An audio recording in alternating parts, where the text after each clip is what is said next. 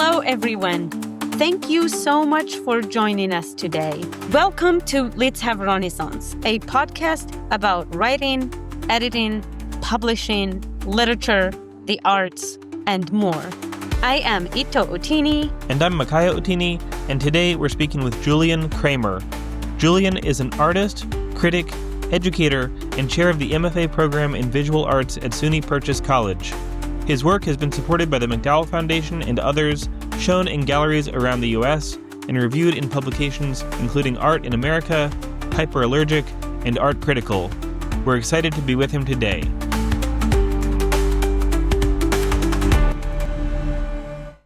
Thank you for tuning in. We're excited that you're here.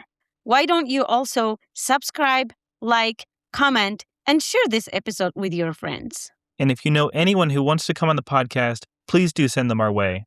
Also, if you haven't yet, sign up for our newsletter where we share updates, resources, and opportunities at thedatekeepers.com. Julian, thank you so much for joining us. We're so excited to have you. Can you tell us about yourself? Sure. Yeah. I'm a painter and drawer. I also write about art and I teach art and I currently run the MFA program at Purchase College just outside New York City. That's got to be a heavy administrative load. Can you give us a sense of what that's like managing an entire MFA program? Yeah, you're not wrong. It's not the lightest load. I mean, I've experienced the administration in sort of these two different ways. The fun way is actually dealing with the individual artists and trying to both get them to be the best artists that they can be. You sort of create these situations or you set up these spaces and then hope that the people have some magical effect on each other. That's the fun part, and that's kind of the magic dust part. The part that's not that fun, as you can imagine, is a lot of scheduling emails and spreadsheets and, keeping an eye on the budget and things like that. But the thing that's really wonderful is there's a lot of amazing young, not always young, people of all ages actually, and from all walks of life, people making art. And it's cool to be able to work with people who've been doing art and they either want to enter the art world discourse in a more robust way, or they want to just take their work to a new level, be part of a dialogue. I've been at Purchase College for 16 years, but I've been the MFA chair this is my second year. And the thing that I've been really excited about is trying to really build a kind of community among the students and between them. I read a book years ago by this British psychoanalyst named Beon, W.R. Beon, Winifred Beon, and it was called Experiences in Groups. And I have no training. I've never taken a psychology class, but I'm kind of like a avid amateur. And the thing about Beon's method, he sort of was one of the inventors of group therapy, I guess, after World War II. He himself was a veteran. He worked with a lot of veterans and all the trauma after World War II in England. And the book is amazing, and it really helped me think about the way that the director of a program, I'm not running a therapy program, but the way that a group functions and can coalesce and the importance of the interactions between the group members. The person in charge is simply there to create a space that is aware and that is kind of actively listening to everybody and keeping things open, rather than being the more traditional idea of a leader. So putting that into practice in a 2-year program has been really, really interesting and fun, actually. I really like the students. There's headaches all the time. Like every week there's some new, a leak or there's mold in a little studio. We're in a really cool building that has the sort of good and bad fortune of being built by a Bauhaus architect, Walter Gropius, who ran the Bauhaus and also designed the most famous version of the Bauhaus building, the glass and steel one that you always see the pictures of. His firm designed our building in the late 60s, early 70s. So I always say that we're the child of the Bauhaus. It also means that we have a 1969 cinder block building. If you like that sort of thing, which I do, it's a very cool building, but it's got some practical issues with the heating system and the cooling system and leaks and things like that. But, we're an art school, so that kind of comes with the territory. I remember when I was in grad school, the competition made it really hard for me and my classmates to connect. And I am very much into community. How do you, as head of the program, navigate that? Yeah, the community thing, it's interesting. Like the people who are, I'm the best, are not always the best, right? And so, yes, 100%. Usually they're far from it. You are louder when you know nothing. Yeah, and I think the loudness is often a defense mechanism.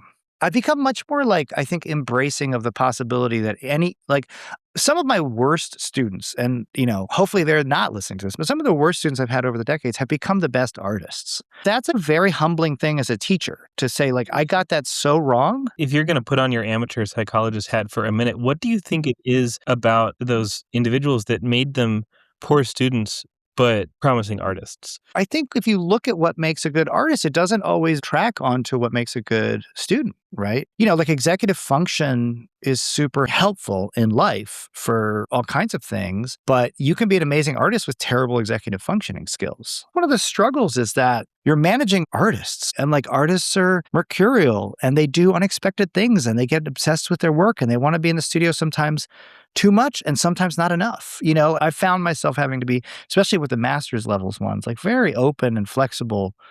And now I think knowing that I am not a good judge of who will be a great artist in 10 years, realizing that just over time as an empirical fact has changed the way that I approach both teaching and kind of managing a program. I think necessity is a factor too. Some people can afford to be artists and not be organized, and maybe that's the default setting for a lot of people who gravitate toward the arts, but not everyone can afford that. And some That's true. People who don't come from financial privilege might be disposed to be a little bit less organized, but they're like, okay, if I'm going to make it in the arts, I really need to get my act together and figure out how I'm going to meet deadlines, figure out how I'm going to deal with all of these non-creatively fulfilling tasks so that I can make the art that I love and still survive. It doesn't necessarily just mean money. It could be like you have somebody who cares for your kids. Like I have a kid and my wife and I are at the age where we and everyone we know is dealing with elder care. And when you encounter something and you realize like, oh, like taking care of an elderly parent who needs a lot of help. Even your future self, like you're going to get old and need care and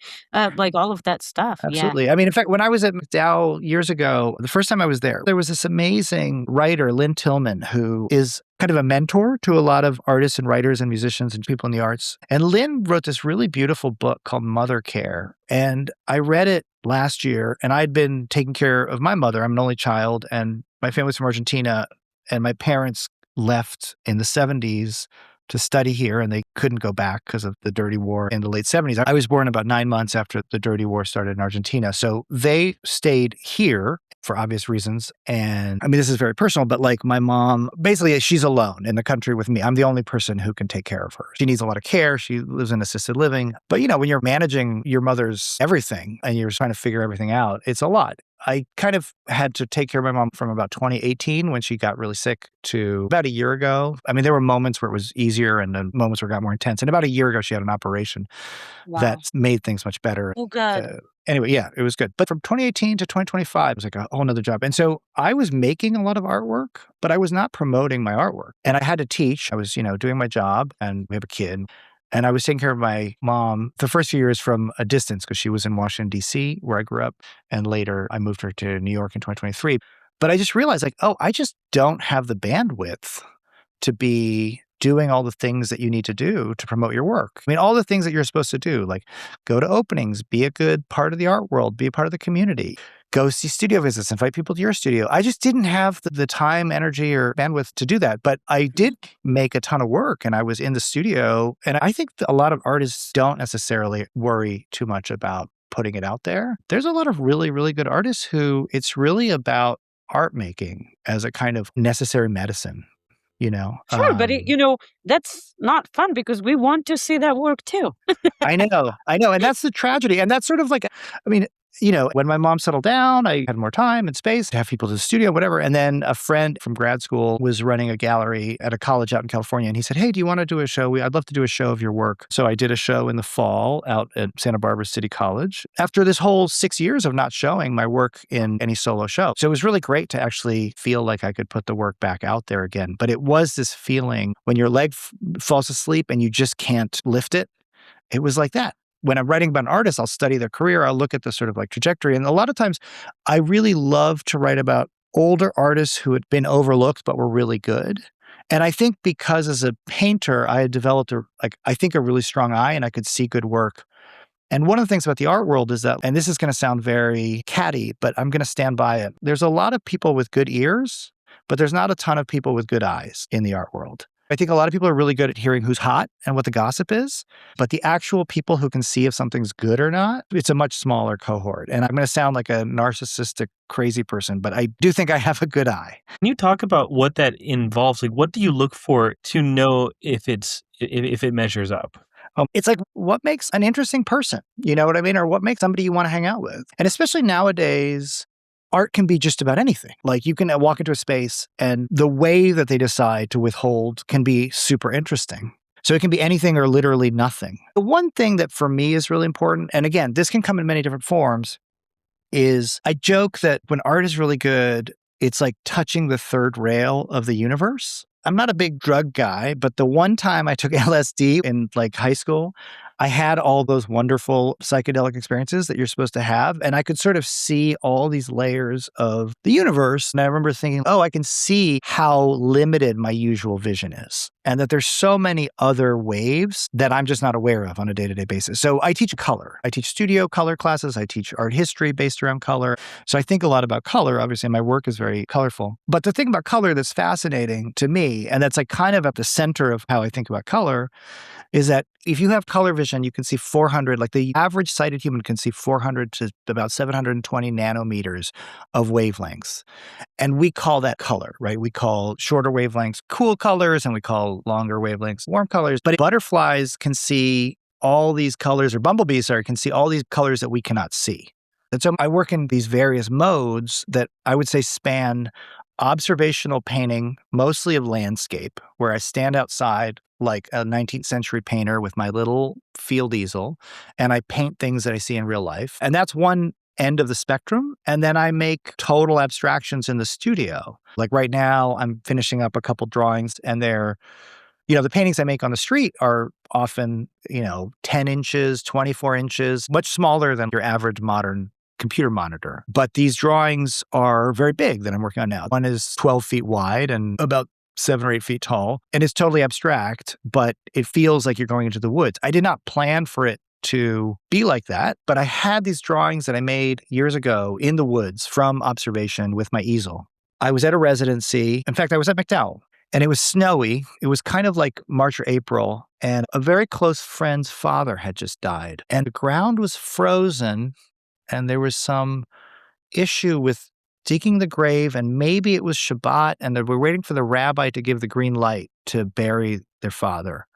And this was a close family friend, and I had to go down to the funeral because my father had sent a letter from Argentina because he couldn't fly up for the funeral. He was very close to the man who died. So I had to leave MacDowell secretly, because they don't like you to leave. But I had to wait to get the phone call from my friend to do the drive, which was like 10 or 12 hours to DC. And I had to pick up like a suit at our place in, our apartment in Brooklyn on the way. And I had to basically hop in the car from MacDowell, pick up my suit, drive to DC, sleep for a few hours, and then go to the funeral and read my father's letter that I was asked to read at the funeral and participate in this ceremony. And it was just extraordinarily intense. And so there was this crazy 6 days or 5 days or something where I was just waiting for this phone call. And I have to literally jump in the car, and I won't have time to clean my brushes. So I couldn't paint, because if I paint outside, it's like 3 or 4 hours to make a painting. It's super intense. I do it all in one session, and I'm just absolutely absorbed, and I have to be present. And I was like, okay, I'll just go draw. So I'd bring my easel, I'd bring a sketchbook, and I would draw. And I made 12 drawings, and I would pin them up in the little corkboard in my studio. And I was working outside, and I thought, I don't even know who made these drawings. These are incredible. Like, I did not make these drawings. And so I had these drawings in a drawer. I never photographed them. And there's a German phrase. I wish I knew the German phrase. Ito, I know you speak like 1,000 languages, so maybe you know the German for this. Yeah, I don't speak German. That's not it's to make, and a friend of mine, actually, he said it very dismissively. He said, I don't make work for the drawer. And I thought, about half the work I make is for the drawer. It's for the drawer. Is that drawer or drawer? Like the person? No, that's a great question. I never thought about the double meaning, but no, like the file drawer. But anyway, I made these drawings and they just went into a drawer. I never even thought to photograph them. And occasionally I would come across them and I was looking for something else. And I was like, oh my God, these are really good. And they were much better than any of the paintings I'd made around that time. But I didn't know what to make of them. And so last year, I was working on this abstract drawing, and it suddenly grew into 2 drawings and 3 drawings, and it started expanding.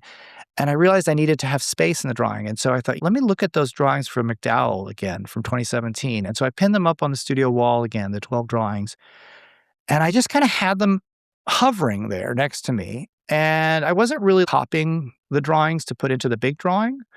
But when I finished or almost finished the big drawing, I showed it to a couple people and everyone said the same thing. They said, it feels like I'm inside the woods, but it's a totally abstract drawing. And this is a very old-fashioned thing to be doing in visual art, is to paint abstraction based on the experience of nature. But if I can actually activate something where you feel connected to some wavelength that's slightly outside of what you ordinarily feel, then I feel like, I've managed to go somewhere that's worth going. I love that because I think you also were going through a lot of emotional challenges. And, English is not my first language. And I write the best when I am very emotional. And a lot of people think that that's not how things work. Like you have to be relaxed and having, rosy life or whatever. But I think because you were going through a lot, you're working out what was going on in your life. And I think that's why it came as good as you are describing it.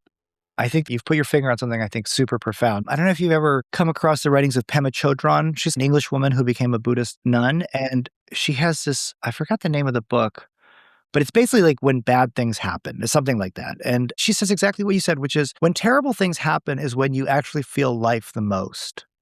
Yeah. And so, I'm like a normal person. I don't want to feel pain. I don't want people to suffer. But these things happen. And to sort of recognize that that is when we are most aware of the largest scope of, like I say, wavelengths is a very profound thing. And I think you're right that I think clearly the fact that I was in this weird week of waiting for this phone call. And I was almost like waiting for permission to mourn with my friends and my family. This almost like an uncle figure who I grew up with. It was a very strange emotional thing. And, I always tell students, I never know when I'm going to do a good thing or a bad thing, but you get in there and you start working and you see what happens. I'm 100% card-carrying member of the muse idea. I think like sometimes the muses come down and they hold the brush and they move our hand. I'm not the one doing the drawing. The drawing is using me to create, to be created.